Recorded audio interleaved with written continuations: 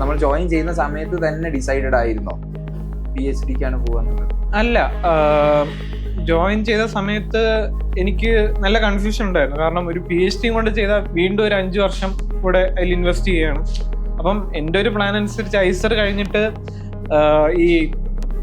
ഈ പറഞ്ഞ പോലെ അഗെയിൻ നാഷണൽ റിസർച്ച് ഇൻസ്റ്റിറ്റ്യൂട്ടായ ISRO, DRDO, ബാർക്ക് അതേപോലത്തെ സ്ഥാപനങ്ങളിൽ കയറാനുള്ള എൻട്രൻസ് ടെസ്റ്റുകളുണ്ട്. അപ്പോൾ അങ്ങനെ ടെസ്റ്റ് എഴുതി അവിടേക്ക് കയറിയാലോ എന്നാണ് ആലോചിച്ചിരുന്നത്.